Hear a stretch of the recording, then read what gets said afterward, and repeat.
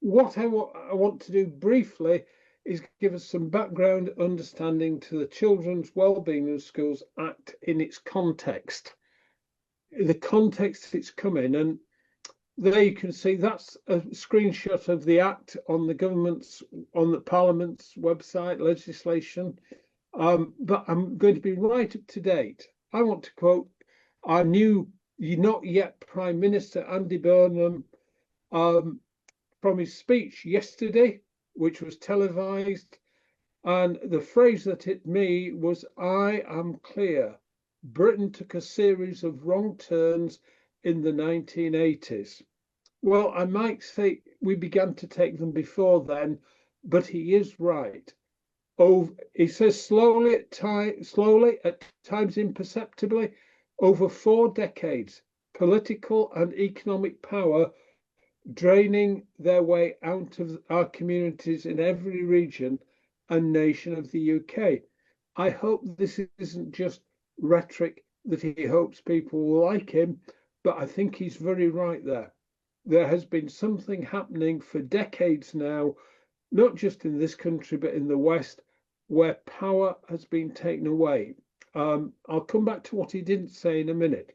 But what's those 4 decades? Very quickly, those are the prime ministers he's complaining about. I'm not surprised Thatcher's there, given that he's on the other side of the house. But please notice it includes Tony Blair's and Gordon Brown's time. So he's actually criticising some of Labour's icons from the past. The reason David Cameron's got orange dates next to him, by the way, if you don't remember, his was a coalition government with the Lib Dems. He's criticising them, and every Conservative Prime Minister since. And even though he spoke warmly about Keir Starmer, he's included Keir Starmer's 2 years in those decades. So, what he didn't include in the long list of what's gone wrong, here are my 3 points. He didn't comment on the fact that state no longer trust parents nor the extended family to protect their children. Its alternative belief is that ultimately only the state, can properly provide for every child and protect them. I stuck the word provide in there because of the ridiculous thing about every child getting a free breakfast. You know, not every child needs the state to feed it a free breakfast, but it's what the state is thinking. And it's this doctrine which underlines much of the Children's Wellbeing in School Act, not just the children not in school registers.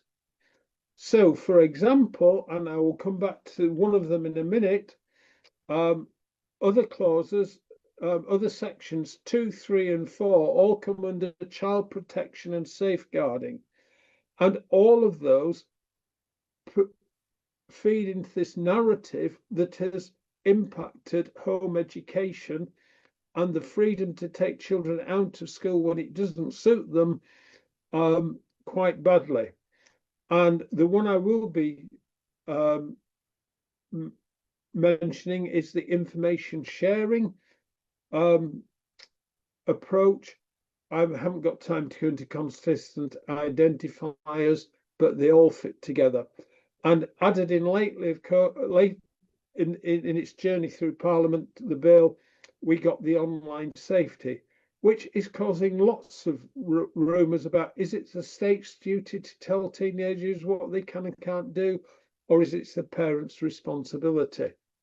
We're not going to discuss that one. But there's been other recent legislation that have all fed around this area. Online Safety Act, Data Use and Access Act, all about what people can and cannot see. And the one that really worries me is there's been a consultation on it already, is the Child Protection Authority for England. One reason it worries me is because there's a Child Protection Authority in the Republic of Ireland, and that's been causing a lot of trouble for home educated families. So there's plenty here that's all packed around it.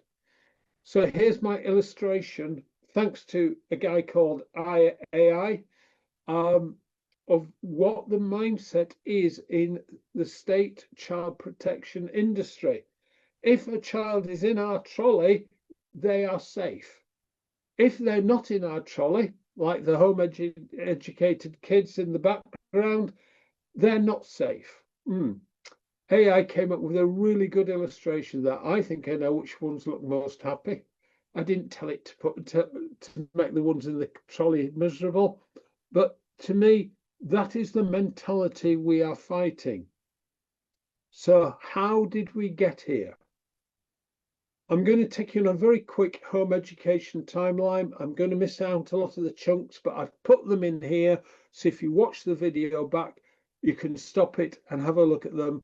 Or perhaps if I get permission to stick the video of this onto my website, I'll give you the PDF of the slides as well. We're no longer in the days of the home ed pioneers. I'll call that 50s to 60s. There's a lot of people, one of them, I'm sure you know about Joy Baker, but there were others who were real pioneers of the freedom to home educate. Those days are gone, and I fear too many home educators live back in the 50s to 70s.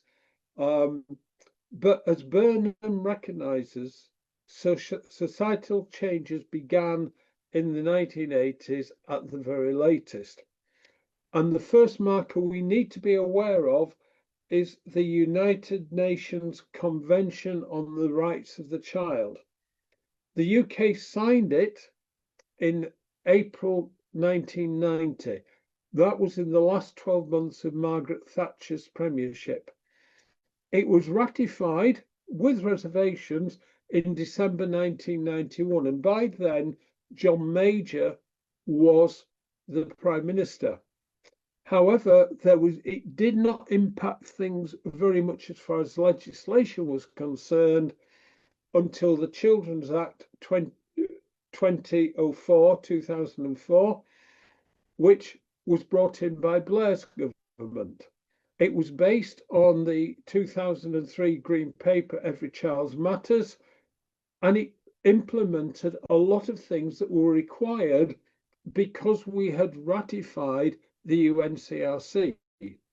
Amongst these were the establishment of children's commissioners, the merging of education with children's social services, and it also set up the means for putting in place a thing that then was called Contact Point, which totally failed. And its Contact Point was really the forerunner of what we've now got as the unique identifier, boosted by AI, a number so that you don't get John Smith and Johnny Smith as two different children, and so on. It is all that agenda is still going forward. It's just been refreshed. Nothing was said really at that stage about home education. We had to wait until 2006, and I must admit I didn't find this till relatively recently. A gentleman called Ivert wrote a report which was published in August 2006. It was about the Gypsy, Roma and traveller communities and home education.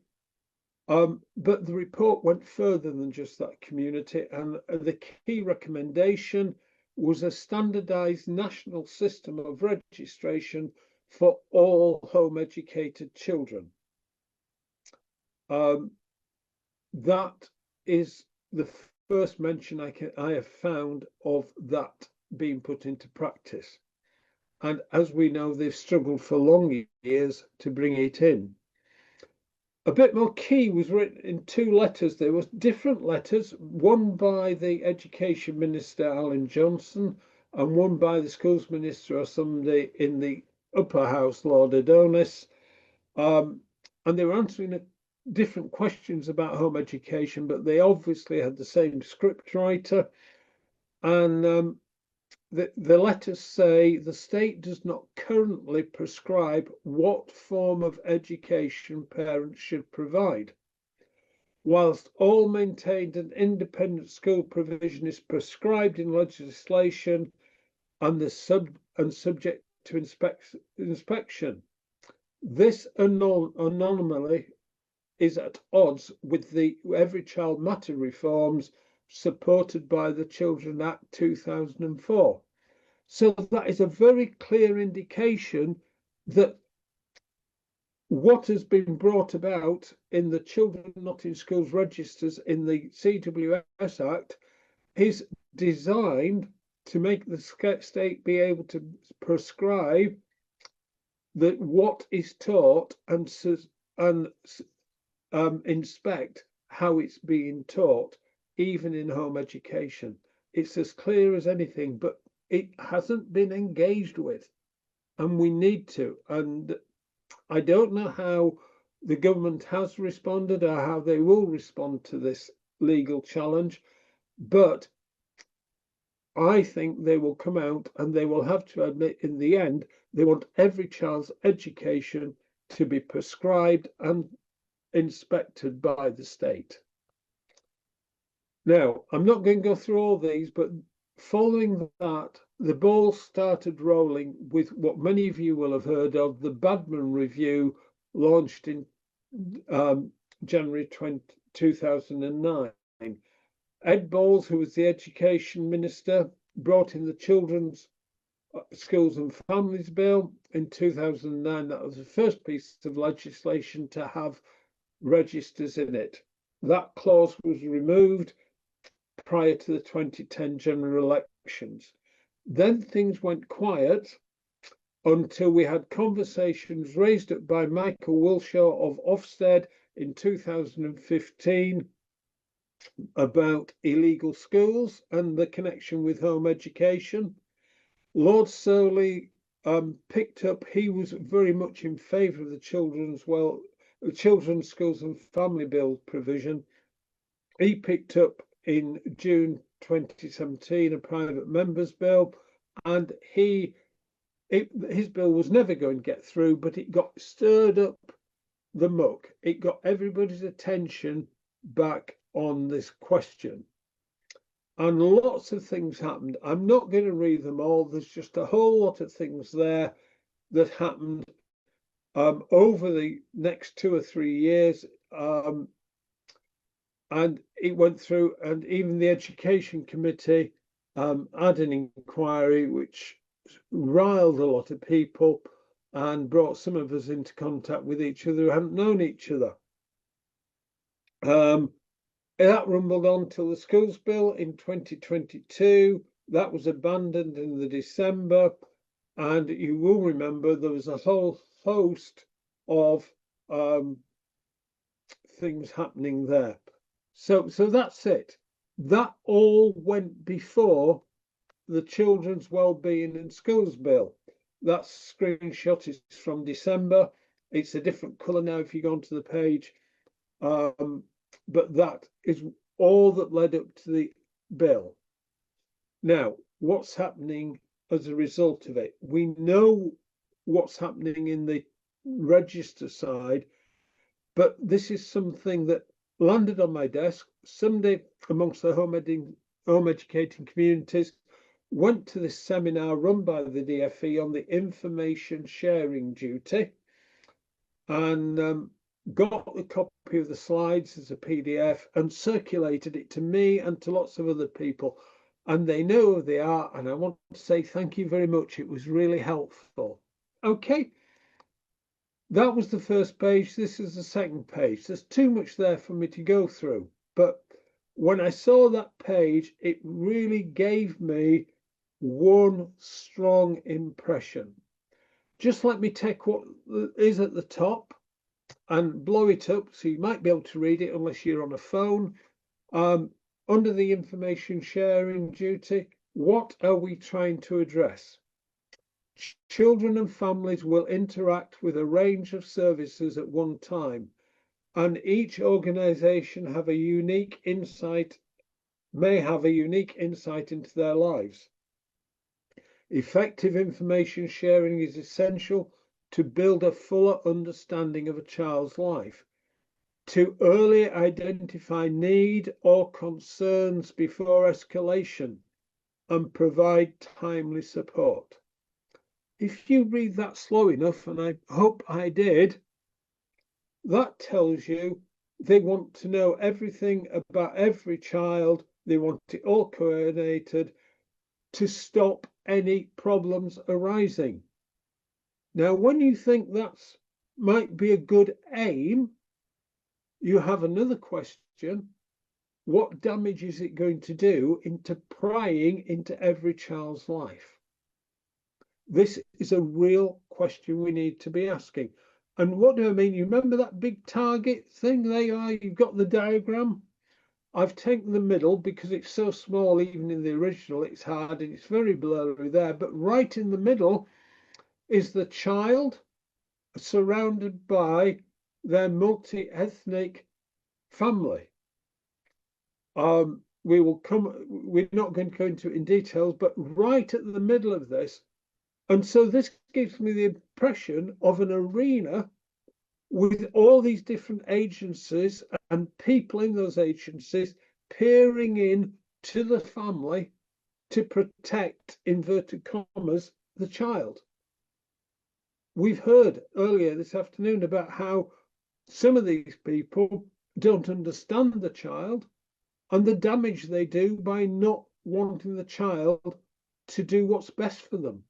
Saying, oh, it's not in their best interest. But this is that you are putting every child in the middle of an arena, and all this is focused on the child. If you want to know what the layers are, I've blown up the key. Starting at the bottom, the outer ring is national government departments. Then you've got national arm's length bodies like the Children's Commissioner and national charities. They're involved in this. You've got the statutory safeguarding partners. You've got the multi-agency safeguarding hub, MASH membership. And then you've got local services, frontline interaction with the family. All these different layers are not trusting the family to keep the child safe. All these are set up to protect the child because the state does not trust the family, the nuclear family, nor the extended family. There is one area here that isn't quite government. You'll see in the bottom left-hand corner, there's a red ellipse, and I've highlighted the word third sector. The two square boxes are national charities. The one they list NSPCC, Children's Society, and Barnardo's. And then in the middle, you've got community and voluntary organisations. All the rest of that diagram is about state partners, state stakeholders in your children.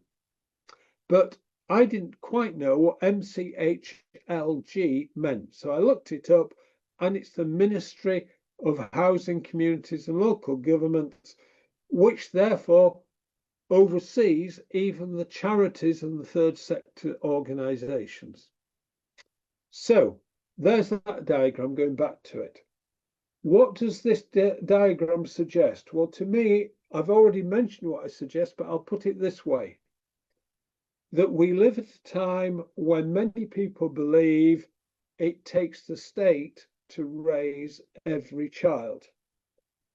Parents, the extended family, the village just can't do it.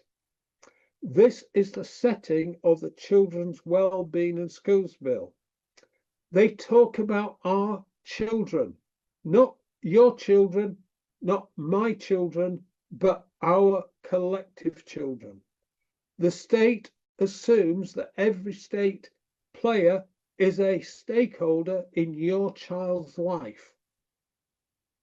And that is an economic mindset to them because they are investing money in your children and they don't want your children to be a burden on the state going forward. That works out in lots of ways. But this is the mindset perfectly illustrated for me by this diagram. I'm coming to a close, and I want to go back to kind of where I started, because I started with the UNCRC, and UNESCO is the body that is meant to implement the UNCRC worldwide, oversee its implementation. And in September last year, it published its homeschooling through a human rights lens. There is other things available about it, but I just want to highlight this. They also published a press release on the same day, and the final section asks the question, what are some key considerations around homeschooling? And this is what they're recommending to governments worldwide. Key considerations include ensuring that homeschooling fosters child well-being, acknowledges the diversity of homeschooled learners, and encourages exposure to cultural diversity. I could talk about that for a while. I'm not going to do it. It's the red underlined bit I want to emphasize. Governments must. Notice the word there. It is governments must. Not should, not could, not may. It is must. UNESCO is telling every government in the world that it must implement oversight mechanisms such as registration and evaluations, while ensuring regulatory capacity and providing parental support. We'll come on to parental support another day. That's a Weasley word. But notice registration and evaluations. That is what Alan Johnson and Lord Adonis said in their letters was the missing anomaly about home education, pointing back to the Children's Act 2004 and the Getting It Right for Every Child, both of which come out of joining the UNCRC. So the driver for what we're seeing is not silly politicians. The driver is very much this international agenda that is being marketed through human rights. If you want the evidence, recent stories from Finland, from Brazil, from Holland, where the headline is really, I think the government in The Hague tells homeschooling parents to send their children to school. Blanket thing. The last one is from New Zealand. They got the government to back down there recently, but if you read the report carefully, it's being paused so that the government can think about it, and obviously they'll try and do it. So one last slide. I want to highlight what I believe is the difference between how the human rights culture, the international law culture, was introduced after 2 world wars and how it's been operated today. On the left, you have a family in the 1950s who remember very well that in the world wars, you had authoritarian states dominating citizens. Hitler is famous because his regime was really totalitarian, authoritarian, but there was others. There was Hitler, there was Russia, there were others. There was communists and they were right wing. And totalitarianism can belong to any side of politics. But people in the end of the 1940s and 1950s wanted protecting from totalitarian states, and human rights was sold to them on that basis. And the child on the left-hand side is holding up a shield faced by an aggressive looking state and saying, I have got human rights to protect me. By today, those human rights have been shaped into something else. They're a sword to divide children from their parents, to let the state into the home. And if you remember, if you've seen it, if not, please find it and read it. Last year, the Christian Institute published a legal opinion from Aidan O'Neill QC, and he kept talking about a post Nuremberg society. Britain is a post Nuremberg society. He was reminding people that human rights were created with the vision of the 1950s, and now they're being used as a weapon against citizens in the 1920s. Oh, sorry, in the 2020s.